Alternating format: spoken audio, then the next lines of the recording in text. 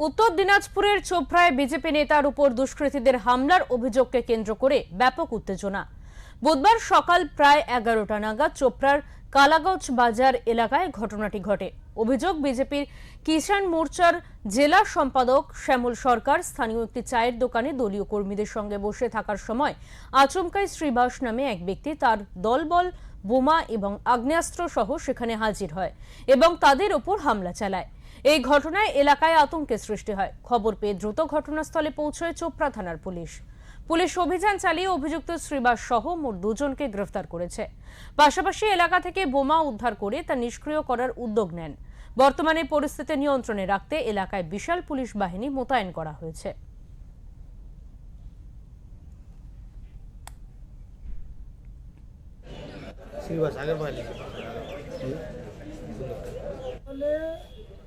মানে যেটা আমার কাছে ফোন আসলো যে কালাগঞ্জে একটা গন্ডগোল বোধহয় হবে, অনেক লোক লাঠি সরকে নিয়ে আসছে। তা আমার কাছে খবর পাওয়ার সঙ্গে সঙ্গে আমি ছুটে আসি।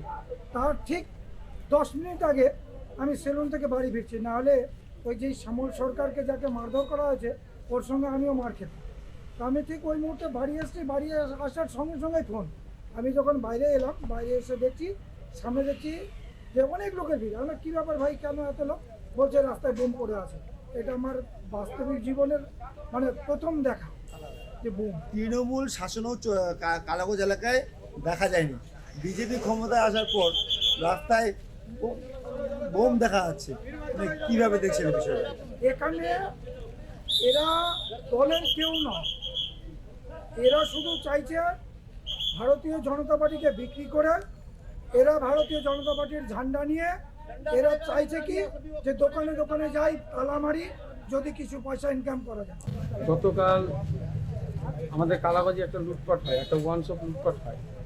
লুটপাট হওয়ার পরে আমরা যখন খবর পাই,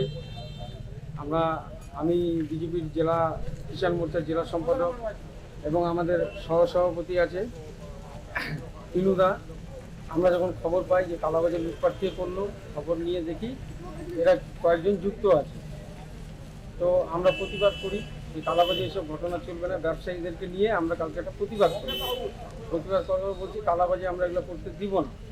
এবং বাগানে ঝান্ডা, মানুষের গায়ে চাঁদা তোলা, মানুষকে দোকানে দিয়ে ধমকি দেওয়া, তালা মেরে দেওয়া, এইসব কাজ করে যাচ্ছে 2-3 দিন ধরে।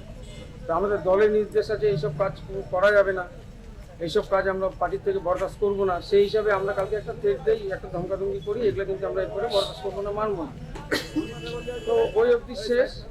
আজকে হঠাৎ করে চায়ের দোকানে আমি বসে আছি, চায়ের দোকানে এসে লাঠি বোম নিয়ে 4-5 জন এসে আমাকে আচানক হামলা করে। আমাকে লাঠি মেরে মাথায় মারে, একজন হাত দিয়ে আটকায়, আমাদের রাস্তায় ফেলে মারে। তখন চায়ের দোকানে যারা ছিল, কালাগঞ্জ বাজারের আমাদের যারা ব্যবসায়ী ছিল, তারা এসে প্রতিবাদ করে আমাকে সঙ্গে সঙ্গে একজন নিয়ে হাসপাতালে চলে যায়। পরে এখানে কি হয়েছে আমি আর পরেরটা বলতে পারবো।